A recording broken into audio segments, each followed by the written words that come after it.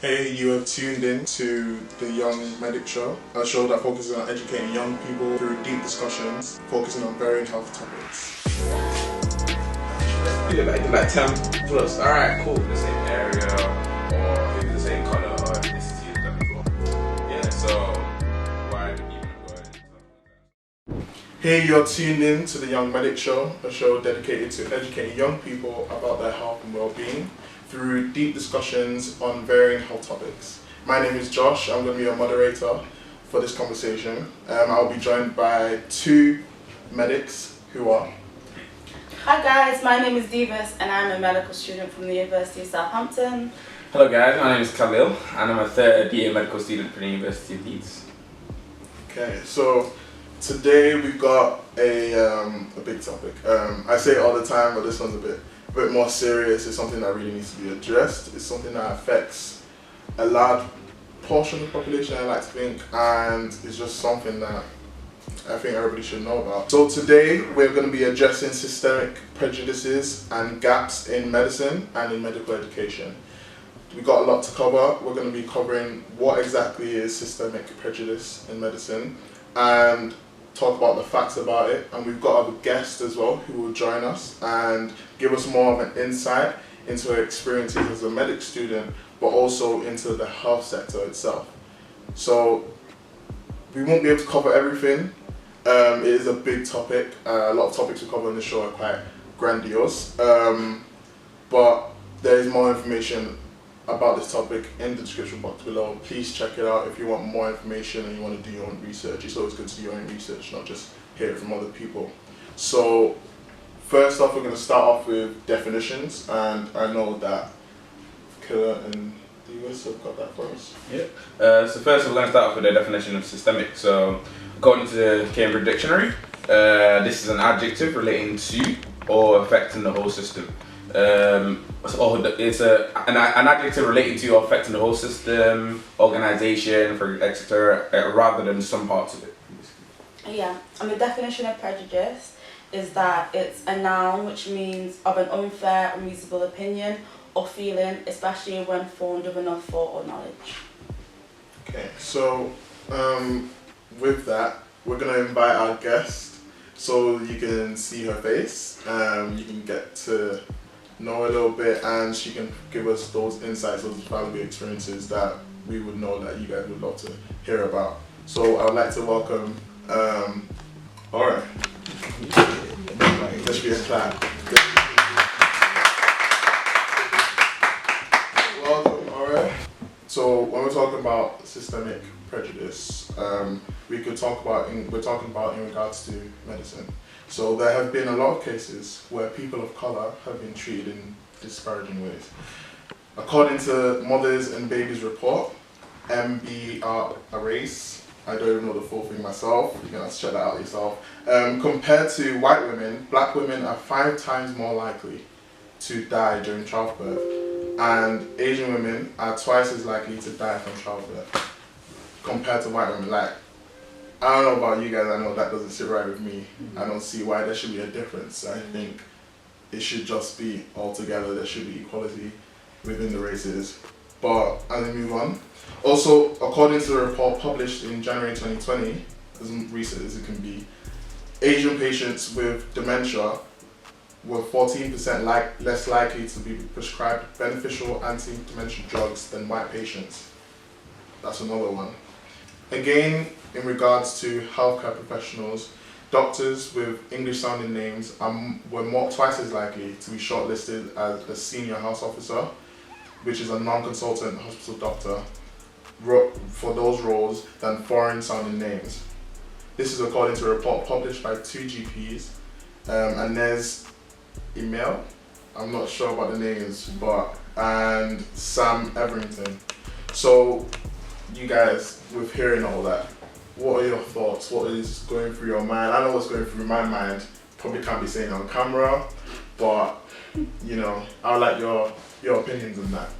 So considering the whole issue, like you said, in terms of like obviously black people of colour in general, just dying like mother in terms of childbirth, they're more likely to die. Like thinking about that, it's huge. That difference, the huge disparity, it's it's a lot.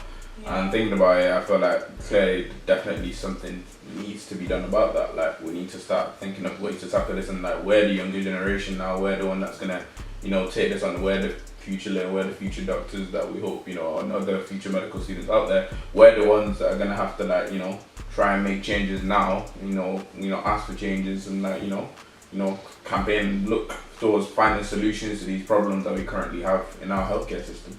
So, that's what we're talking about today. It's like something we need to talk about, discussions in order to find solutions. This is the reason why we're doing this. I think 5 times more likely than white women is such a big just such a big difference. And I feel like in order for us to kind of solve it, we need to think why is this actually happening? Is it because they're perceiving us as stronger, or we're more likely just to endure pain? Is it because they're seen as lesser equals, or is it because they're not taking us seriously? Because these are actually affecting real people, and it's such a it's such a touchy subject because people are actually dying from it. And I'm sure you guys know, Nicole Theo, may she rest in peace, she died during childbirth, and that raises a question to me, could that be prevented? Do you get what I mean? And it's the fact that, it's not as black women we don't say oh, we're not in pain. It's just that we have to say it so frequently for them to take it seriously, but then by that point it's too late. And it's just kind of really understanding why is this actually happening, and then teaching those nurses or doctors, unteaching them if they have bias against us, unteaching them whatever myths they have against black women. Do you get what I mean? In order for us to start actually tackling. Maybe it's because of the drugs even used. Black women and white women, the doctors would prescribe different drugs depending on your ethnicity, because some drugs work better than one way than another. Is it the fact that they're getting that wrong? Is it because there's not enough studies on black women for them to even try it out in the first place? It is a bit upsetting for me just because I see this happening all the time. And my own mother, who was giving birth as well, she was telling me times where, her pain wasn't taken seriously. And something needs to be done about it, because real people are dying, and it's actually just not a joke, you know what I mean? Yeah, I'd like to reiterate what you said, as much as we have said stats, we have said 5 times as likely, we said twice as likely, said 14%, we've said all these stats. These are real people. These are, even if it's just one person, it shouldn't be happening. A careless mistake is understandable, but even then, you shouldn't be making those kind of mistakes. And when it's on this grand of a scale, 5 times more likely, I've got sisters, I've got mothers, I know when we're gonna get older, I don't want my sisters being scared to have kids or having to suffer through that, where their pain isn't taken seriously, and God forbid, I'm losing my sister for something as careless as that. So as much as we say these statistics, please keep in mind that these are real people, these are real problems, and it's something that seriously needs to be addressed. Actually, I'm sorry, coming from that kind of leads on to the point I was looking at the main issue, from my experience, especially in terms of education. That's where it all begins. That's where I feel we can start from education and slowly make change and keep going up. And the one I was gonna focus on in terms of the lack of seeing diseases on skin of people of color, those kind of clinical signs of kind of disease that you can see through our lecture materials and stuff that we learn at uni. Majority of the examples they only give us are always on people of lighter complexion and lighter skin. I'm just seeing dark patients. Don't see no dark people, don't text some of the conditions. And it's ridiculous because, sorry to add on, they'll be saying stuff how sickle cell affects black people more, or that black people are 5 times, but are more likely to get diabetes. But it's kind of you're saying this, but you're not showing us examples. Do you get what I mean? So it's not correlating, because if someone has meningitis, you'll see a white person with a rash, but if a black person has meningitis, how are we supposed to identify it? That kind of leads on that. It kind of has a ripple effect into the future junior doctor in the future, because if they're not able to understand like skin-related symptoms of disease, how it would look like on a different person of colour, how are they going to be able to identify it early enough in order to help them? Like, it might be too late by the time they identify what kind of disease it is, and that can be detrimental to like the patient's care. So that kind of leads on to that point. And it just means medical students could be unprepared to treat with BAME patients. Really. So unfortunately, that's kind of like the main issue that we need to try and tackle. So like, if you consider the fact that most medical schools don't have that many BAME students, and in particular, if you put yourself in some of like ethnic minority groups like that might be in medical schools, put yourself in their shoes. Like if you're not seeing people of like your skin color showing those kind of conditions, and like it can for some people make them feel isolated and like make them not feel inclusive. Patient experiences, sometimes when they might bring a patient in. Well, I know at uni this is what we like done. Like there was a patient who came in talking about her experience, but it's like, it's all nice seeing that, but when are you just going to get a black patient to talk about their struggles? So like the whole class is a class of 300 students, so if you're only bringing white patients to talk about their disease or their symptoms or what they go through, that's all us as students will know. You're not bringing people, black people, Asian people, you're not bringing people, do you get what I mean, of different social classes. You're only bringing one type of people, so how else are we gonna know? Like, do you get what I mean? We'll only know one way because we're not. That's the problem. I think that what do tends to happen though is that they tend to put like black patients with disease that predominantly only known to like, so for malaria for example they will show a black patient with that, but for other conditions which also still affects like ethnic minorities and people that they won't show like people with those kind of symptoms like people of colour to make us learn better, understand it. So that's kind of one thing I feel to change. Like there's another example that I got here that you mentioned before in terms of meningitis, meningococcal, like the bacteria causes that. It's actually less visible in people with dark skinned people, and like in teaching materials, like students medical students are taught to use the rash that they see in people to diagnose it. And if it's less seen in people with dark skinned people, and you're only showing them in people of lighter complexion, how are they gonna be able to tell and how to diagnose an issue such as that? And it's the same thing with like COVID. How they're saying, signs and symptoms of COVID is if you get pale blue lips, but black people don't get blue lips. So how are we supposed to identify ourselves different from that? Like I understand that white people make the majority of the population, but it's important to include everyone because it's not just white people that are dying. That's why we treat in hospital. Very amount patients you be seeing. So like, I think like in total representation is kind of key. Like that's one aspect we need to look at. Like representation is needed. It can literally save lives. It's pretty much sure. So we definitely need representation. Definitely within like the leaders of like medicine as well, like the medical faculty or like the people who are like like deciding what to do. I think that's one reason why I became like a year rep for my whole year, because I did not see any other black people, yet alone black women, having a voice for someone like me.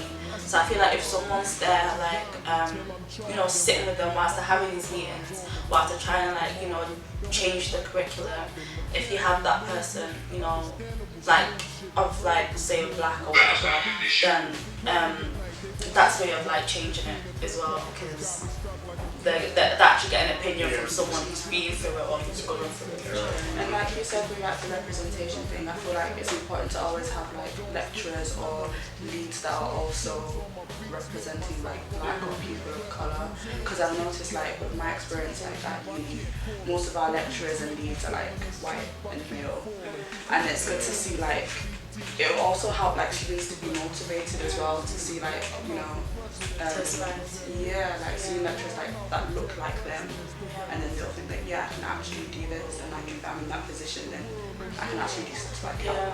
I agree. Like I remember one time like split into tutorial, and then imagine I walk into tutorial and I see a black woman and I just start getting so excited, but it's like I shouldn't have to get excited to see someone like me there. It should just be a norm, like, do you get what I mean? But I'm just so excited because it's like, oh wow, like she's made it, that's how I want to be, do you get what I mean? It does make you feel like, you can achieve something like that's not, it creates kind of like a goal for you if you see someone else that's done that, and someone else that looks like you, makes you yes, I can do that. And it kind of gets rid of that imposter syndrome that we're talking about. She's always linking these videos, man. Doing my job. Yeah. Okay. Yeah, like, because there was another one I was going to talk in terms of like unconscious bias as well. I don't know if you wanted to move on to that. Like, unconscious bias, like the definition of that being like unconscious bias occurs when people favour others who look like them or share their values. For example, a person may be drawn to someone with a similar educational background from the same area, or who's the same colour or ethnicity as them as well. So that kind of thing, I don't know how, like, that's something else that is something we need to tackle. Like in my medical school, they're actively trying to tackle that within like medical students as well as medical professionals as well. If that makes sense, it's a growing issue between medical professionals, and I think that's what might lead to the further issues that we're having when we go back onto the whole issue with mothers and childbirth. I think it can all stem from unconscious bias. So obviously it's not explicitly outright racism and saying that unconscious bias that they might have, that they might not even realize that they're showing, and that kind of opinion that they formed in their head that they're not aware of. And I think that's the key thing that they're kind of going over my uni, is about acknowledging that those biases exist. I feel like that's kind of the first thing, that the key point they're trying to get across. Like, it might be a good way to acknowledging they exist and then finding solutions to like tackle it. I think that's the way we need to go towards moving that. Personally, I feel like for what I'm taking on myself, what you've all given me, it's more like the medical schools and the staff in the medical schools should make more of an effort to bring that kind of diversity, not only in just the representation of patients, but also in staff and in the leads. Like you said, you had white male. Wait, is it in terms of diversity? Are you talking about in terms of like the workforce and the teaching and everything like that? In terms of that, like lecturers as well. So it's something to expand to, and also in terms of the representation of patients as well. So and trying to provide something so that they can. It's not just white skin they're seeing all the time. You know, when they're trying to diagnose something, it's other types of skin. I feel like more of an effort should be put into that, because you're shaping the mind of future doctors. But then at the same time, it's also like down to us as like black individuals, kind of, you know, offer to do things. It's like, you know, for example, you know, people are dying of sickle cell, but why are we not offering to get our blood taken? Donating. Or it's like that thing where I saw on Twitter where it's like, oh, from now on the NHS are gonna get everyone's data for further research, and all I saw from my community was just, I'm opting out, what they do with my research. But these are the research that they need to in order to help improve future black ethnic groups, like we need to be more volunteering for these kind of stuff. So it's important just to kind of not necessarily jump on like the bandwagon, but actually think about it. Like, we're complaining about something, but at the same time we could also help something by solutions. What I mean? Opportunities even need like, to take things. sorry, like even with my mentor, because we have like clinical skills, so people would come in and would use them as examples to like be able to like do like consultations with patients and stuff.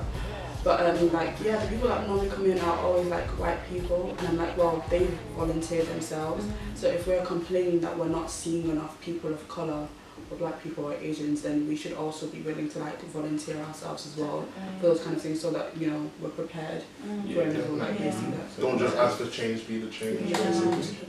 I know that as medics, you guys not just working in the classroom, not just being in lectures, you actually go out on placements. So, and I know placements is going to be a real thing, going to be going to hospitals, different healthcare sectors. So I just want to know, like, your experience in regards to systemic prejudice. Like, have you seen anything? What are your experiences? How did it affect you? I think I'm lucky to the point where right now I haven't really experienced like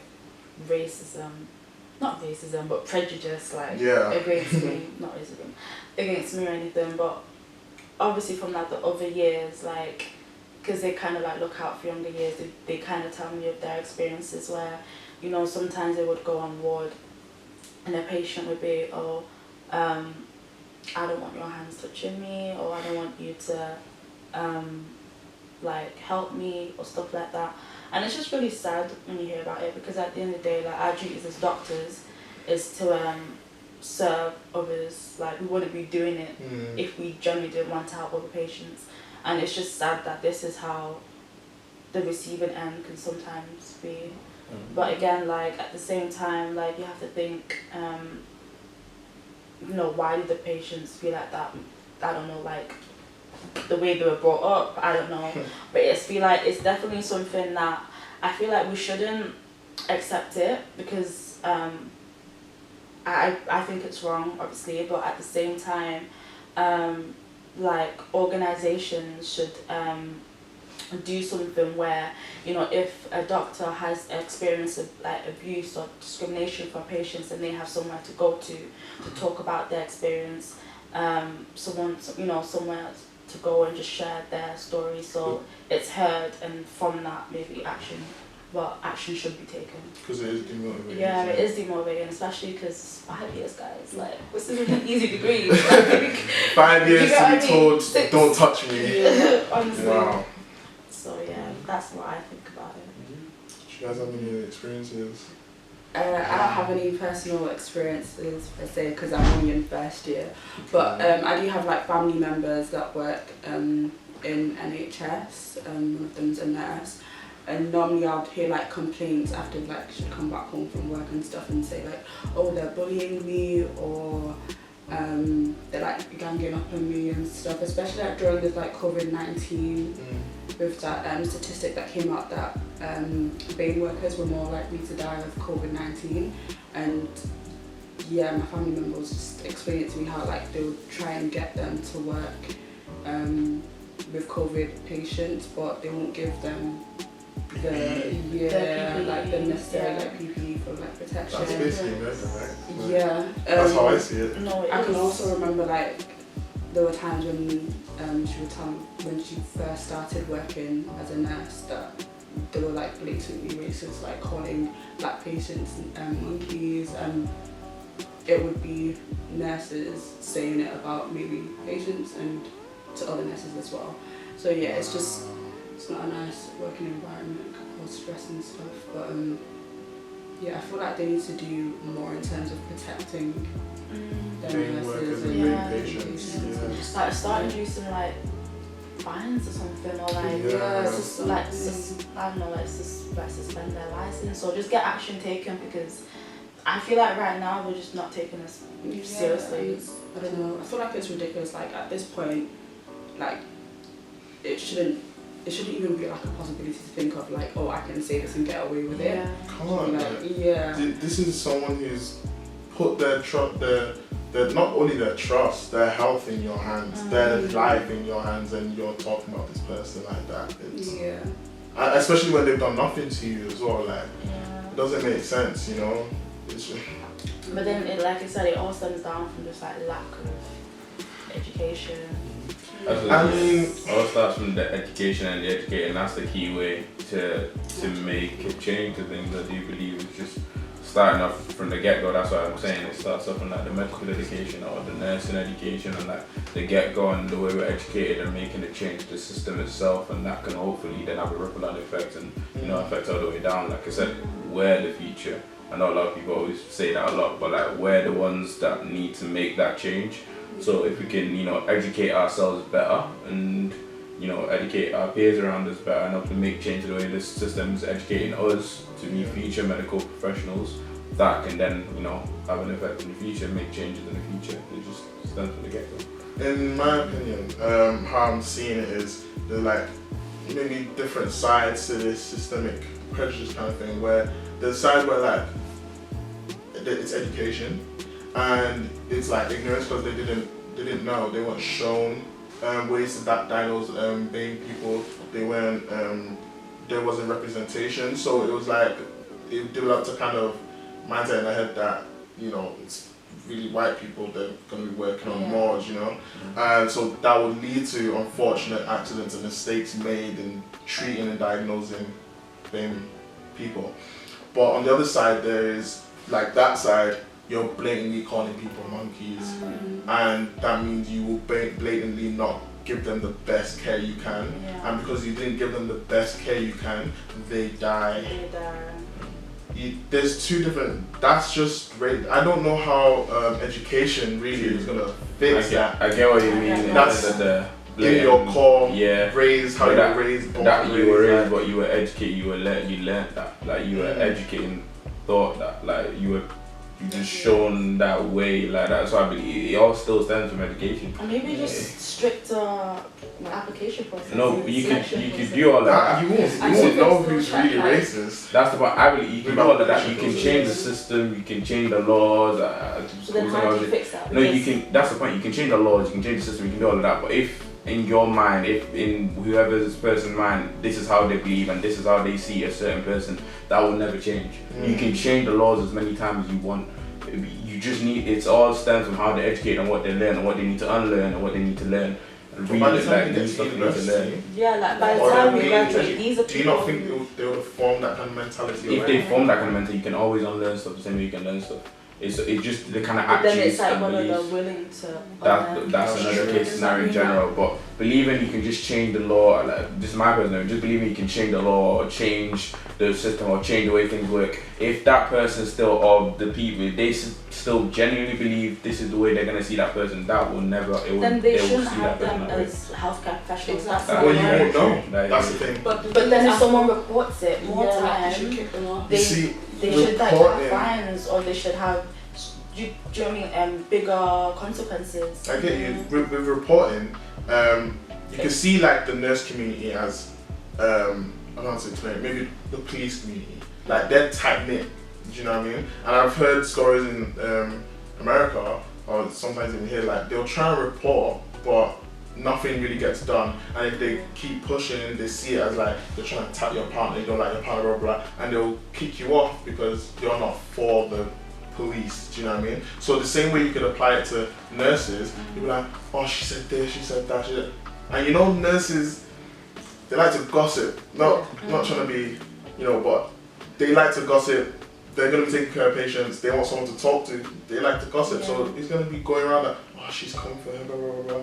It's not a great environment to be reporting people just like that. Yeah, you can report it, it might work. But more often than not, it might not. Because the people who you even report I think if it's drastic enough to be calling someone like monkey, which is like just obviously racism, I think it'd be very bad on their part not to take action. Like that type of stuff, you can easily take it somewhere else or escalate it. Like, do you know what I mean? Like if it's that to that extent, I feel like because I know what you mean, but like because with that family member that experienced that, because she's been working there for like 8 years, she kind of like gets anxiety when she feels like she needs to report, because she knows like there's nobody to support her. Because the people that are saying that are not just like level 5 nurses, they're like sisters, they're like managers, so they're in higher positions. So it's not like she can actually, because if she does say something, they will just stand up. So it's not even, I won't even say it's as easy as just saying, oh, just report them, because like, okay, what happens if I do report? Who's actually there to support me?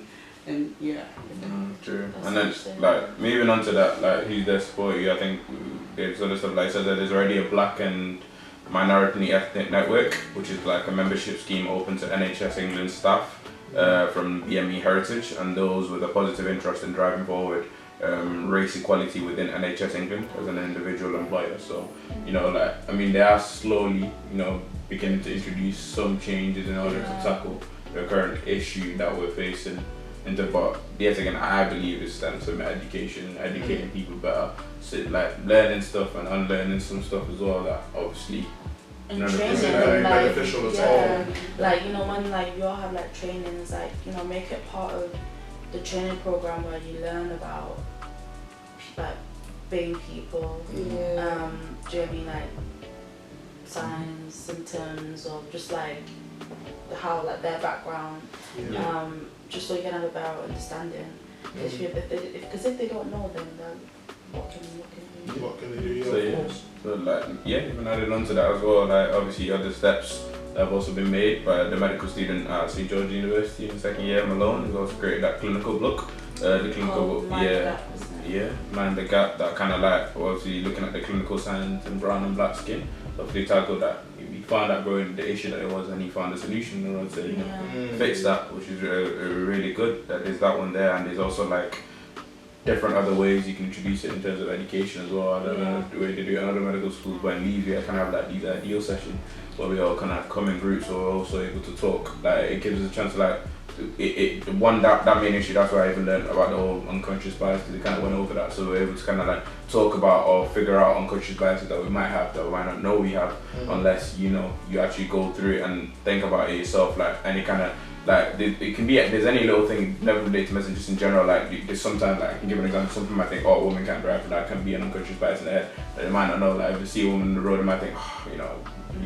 it's wrong and it's an unconscious bias you might have, but you might not. You won't know you have it unless or like maybe someone calls you out and then tells you have it, or you can actually try and self-evaluate yourself and figure out these kind of unconscious biases. I think working on that from the kind of like education level, like from education, working on that to kind of obviously make improvements. That's one way we can look at that one as well, I think. Hopefully that's a solution. I was just going to say, like, just to add on to that, because in my medical school as well, like we have, I think it's PSM, so we just like talk about, like race, mental health and all of that, all those other issues as well. But I feel like because we're in first year, nobody really talks that much and we're all shy. But I remember having a conversation with my friend, like when this whole Black Lives Matter movement came out. We were just having a conversation saying that I don't think that it's a good thing that we're in these type of like seminar, like tutorial lectures, and nobody's saying anything, because it's better if you like speak out, say your opinion, and then people know like, okay, where you stand. Yeah, where you stand, what your biases are, and then you can change that. Rather than being in those sessions and you're just quiet and you're not saying anything, so you'll be holding those views secretly all the way up until like you get your job as a doctor or whatever, and then it can affect your career. So I feel like even with those sessions that we have, like I feel like it's important, like if lecturers or just students just like get up the courage and just contribute and just say things. Okay, so I'd like to reiterate that obviously this is a big issue. It's not something that's going to go away like that. It's going to take years and years of intentionally and put effort, like not just sitting back right now, like effort and intentional just strategies of changing their mindsets and giving that education about being disease, about being people with diseases, and just representation within the medical school. I feel like once that's done, then we might have a solution with our hands, because if they don't, that's lives. I want it to get to a point where like we're not seen 5 times as likely. I would love to see equal, and I know in a perfect world we could, but maybe at least get down to maybe if it's twice as likely. Even that sounds bad, twice, let alone 5. People are dying. People are actually dying, these are stats, but at least get it to a point where like not as many people are being affected and dying, and families being affected because of ignorance and not the right education and just mindsets that shouldn't be in the heads of someone who's taking care of the health of so many people. So it's just, hopefully we get there. Is there anything else you guys would like to add? Yeah, I mean, just adding on from that, it just in terms of what can already be done. Like at Leeds, there was an open letter sent to like my medical school, and like during the whole, when the whole Black Lives Movement, really great traction and global recognition, and so in that like medical schools then like back in terms of like ways they were just trying to highlight ways that they're now going to be taken to tackle like the whole systemic the prejudice issue that we're kind of having in the medical education, and ways of trying to have an increased diversity in the medical school. So that's obviously a step that they're always starting to take, I'm sure. Maybe other medical schools also those kind of things is what they're trying to do. And like I don't know if any kind of group session, like the main part I'm looking at is kind of education. So we still need to kind of have like a more inclusive curriculum, and we keep working on ourselves, and even in medical in terms of on our unconscious biases that I previously said before, and unconscious bias in medicine as well as in medical students, because obviously they're going to be the future doctors. So we need to work it from the bottom up. So and that also leads on to even having more diverse workforce as well in the future. That's something that we can lead on to that. But also to add on to that, it would be good if there's a petition. Right now, I think hopefully you can put it in the description. The petition, it's a BAME representation in clinical science position in medical school teaching. So it's a petition in order to if we can get some signatures on that, it would be really good to increase BAME representation in clinical science and medical schools. You know, it's kind of got like over 200,000 signatures right now, I think. So, you know, I think the goal is to hit 300,000. That would be kind of great. So it'd be good to go support that. Okay, I think we're going to wrap it up there. Takeaway, education is the big thing. I think that's a good solution. And that first, like with the letter, I think that's a good first step. And if they follow through that letter, like, that's miles ahead of what I thought we would really be able to do. Yeah. Like maybe we cut down the time wait times, like maybe 6 years. Hopefully get to see that. Reduce stats in people of colour dying. So guys, sign the petition. It's a big issue. We didn't cover everything. We didn't say everything that needed to be said. There were definitely other cases that you guys should read. So all that is going to be in the description box below. You should check that out, do your own research, because as much as we've talked about it, there's a lot more you guys need to know. Just educate yourself and be able to educate yourself to the point where you can educate other people, because you know it needs to be spread, people need to be aware. It's awareness that we need. Get the book, Mind the Gap, read that book. I suggest you should.